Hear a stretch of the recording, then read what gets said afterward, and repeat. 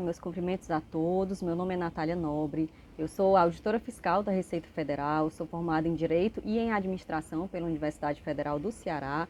Eu tenho especialização em Aduana e Comércio Exterior e também 2 mestrados na área de Direito Tributário e 2 mestrados internacionais que me deram uma visão muito interessante da problemática brasileira em relação à nossa tributação.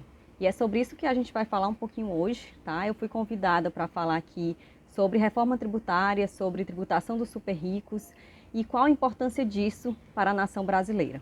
Bom, nós vivemos em um dos países com a maior desigualdade social do mundo. O Brasil hoje tem 59% do PIB, isso mesmo, 59% do PIB, concentrado na mão dos 10% mais ricos da população.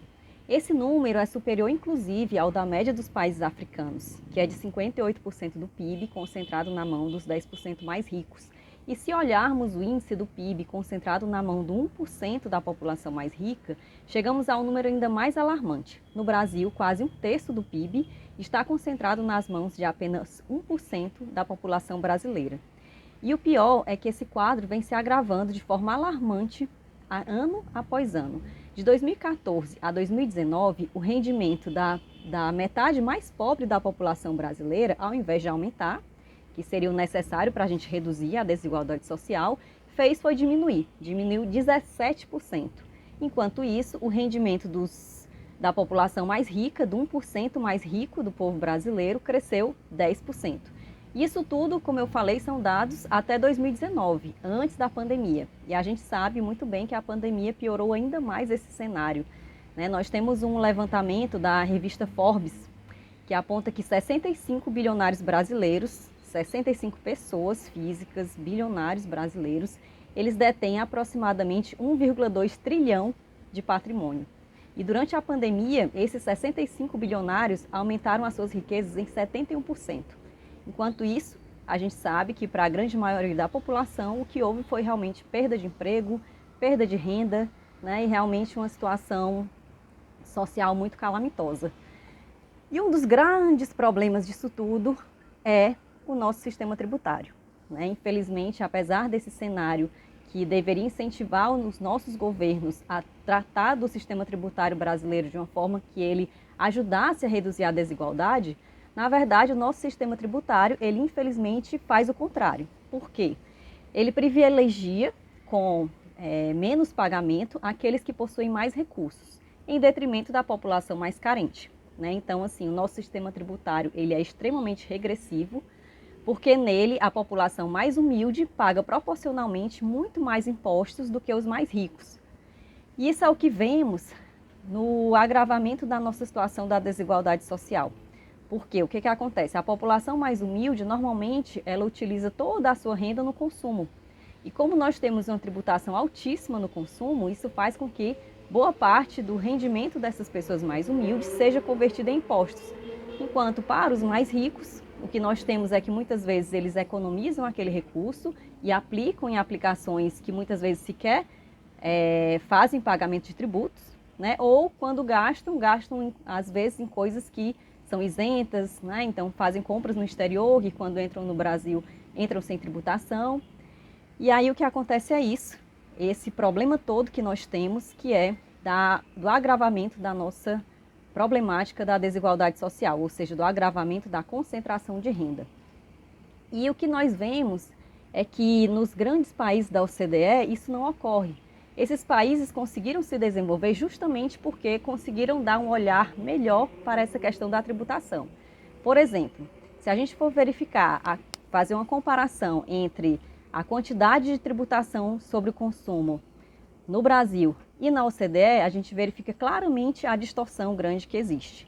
No Brasil, 48% da tributação, ou seja, de tudo que é tributado, de tudo que é arrecadado no Brasil, 48% é em cima de consumo, enquanto a média dos países da OCDE é de 28%.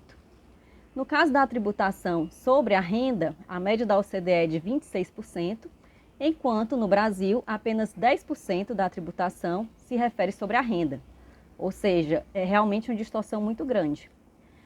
E o pior de tudo isso é que nenhuma das grandes propostas que estão tramitando no Congresso, elas atacam esse problema, né? Outro grave problema da nossa tributação é a ausência de tributação de lucros e dividendos.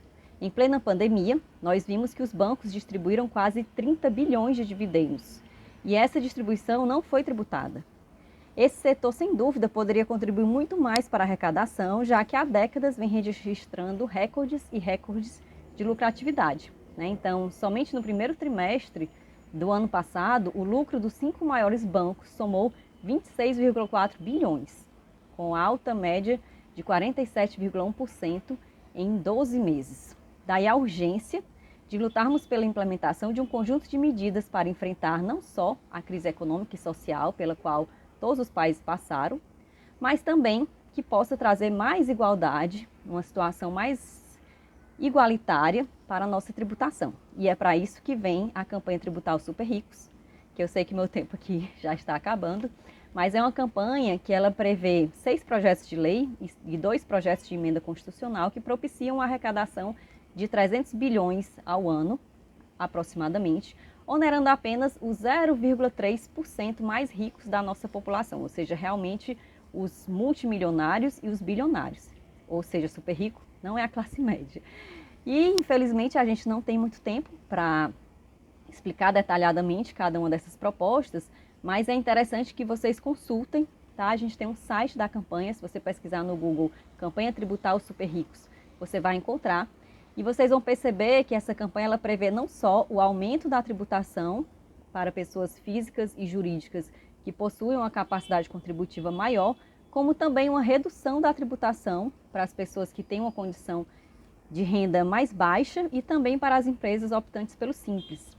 Então, assim, tudo isso é muito importante a gente ter em mente, a necessidade de fazermos tudo isso para que a gente possa finalmente trazer uma justiça fiscal para o Brasil que possa fazer com que a nossa sociedade se torne mais justa e que a gente possa ter uma redução dessa desigualdade social tão grande, que é o que faz a gente ter a maioria dos nossos problemas, como problemas, inclusive relacionados à segurança pública.